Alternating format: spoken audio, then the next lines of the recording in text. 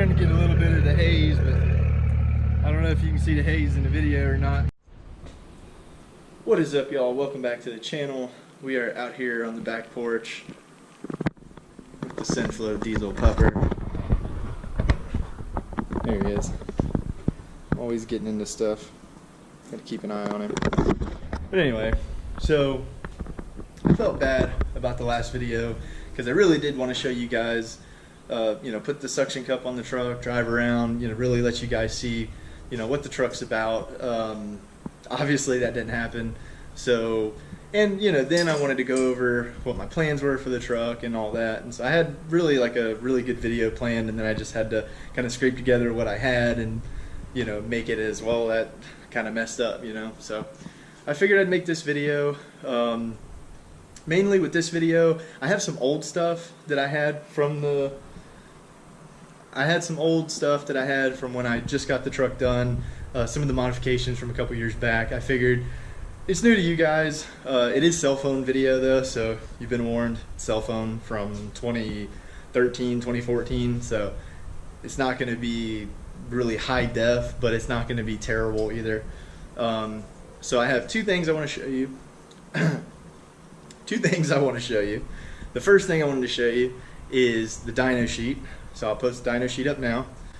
Okay, as you see from the dyno sheet, that is when it had the H&S Minimax, it had the Suncoast trans, and it had the AirDog 2 already installed with the 5-inch. At the time, it had a 5-inch turbo back and an S&B cold air intake. So that's the numbers that it put down.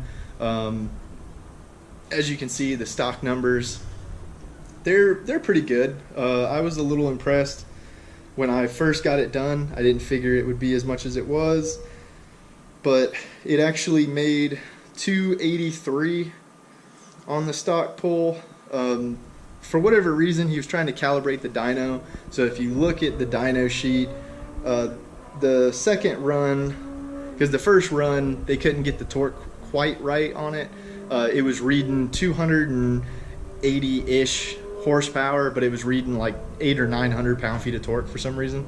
So that's why you only see runs 2, 3, 4, and 5. But for run 2, it made 279 horsepower, and then I don't remember if he dialed it in or that was the run that he just wanted to make sure it was right. But either way, he ran it on the stock setting 3 times, so it's pretty consistent. We went from 279, then the third run was 283, and then the third run, excuse me, was 278. So pretty consistent numbers, within a couple horsepower of each other. And then the 404 run, that is the tuner on the street setting. From what I remember, the tuner had a mild, a wild, and a hot setting. And so that's the wild setting, which was a 120 horsepower tune. And as you can see, it made 404 horsepower and 827 pound-feet. Now the tuner did have, still does for whoever's got it, but it did have the hot setting was 200 horsepower tune. It probably would have made somewhere around 470, 480 of the tire. The reason I didn't run the hot setting on that particular dyno run is because, like I mentioned in my last video, the pyro was very sporadic, and at the time I did not have a pyro hooked up, so I had no idea what my EGTs were, and yeah, living a little dangerously. So I didn't want to push it. I ran the street tune. It cleared up pretty good. A 120 horse tune's not too much, especially on stock injectors and all that.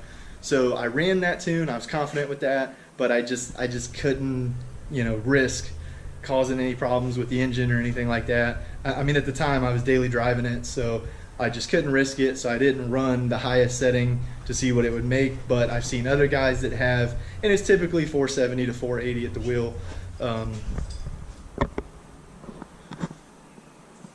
Always into something. So anyway, so that's why I didn't do that.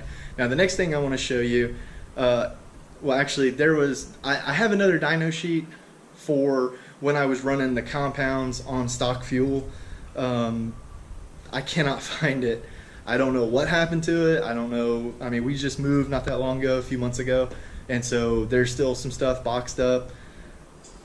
I have no idea what happened to it. I'm gonna try to find it. If I find it, I'll post it on Instagram. So, you know, hopefully you're following my Instagram. Check out, or keep an eye out for that.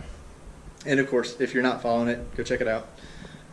But anyway, so the next thing I'm gonna do is I'm gonna post a video of the actual dyno run. And this dyno run is the compounds that I mentioned in the last video, the S366 over the S480 from Engineered Diesel.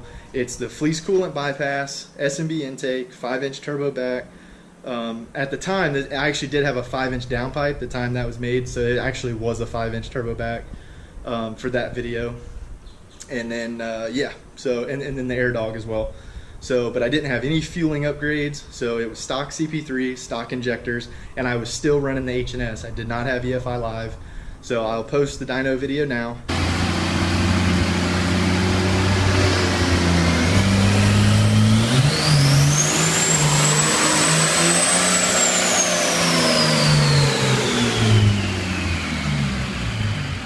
Good power, sounds good. S400's got a nice sound to it. That was, and I remember the numbers on the 120 horse tune. It made 462 horsepower. Don't remember the torque. And then on the 200 horsepower tune, which I actually did run with the compounds because I knew I had plenty of air, so it wasn't going to get hot. So with the compounds and the 200 horsepower tune, it made 500.01 on the dyno. Again, I don't remember the torque, but the horsepower was 500.01, just so you guys know. And actually, I've talked to some people, and they were like, man, that had to suck.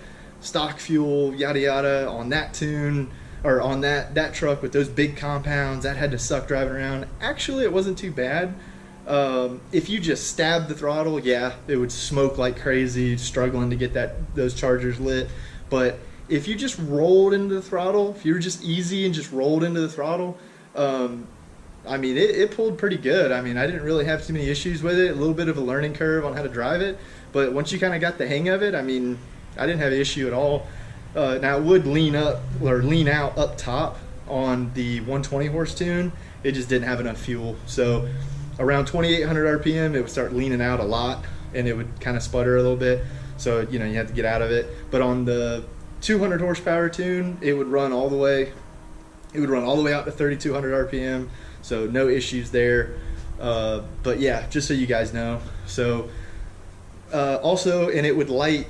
The chargers would light at like 1,700 RPM, I think. It was under 2,000, 1,800 with stock fuel on the 120 horse setting.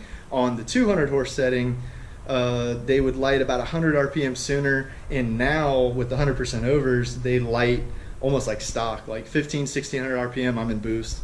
So, I mean, by 2,000 RPM, I'm making 20 plus PSI. So, I mean, it's a really good setup. Again, I'm going tonight to get the parts from Bruce, and I will hopefully have them in this weekend and have another video for you guys either this weekend or next week. Just kind of depends on what I got going on, but I would try to get it as soon as I can.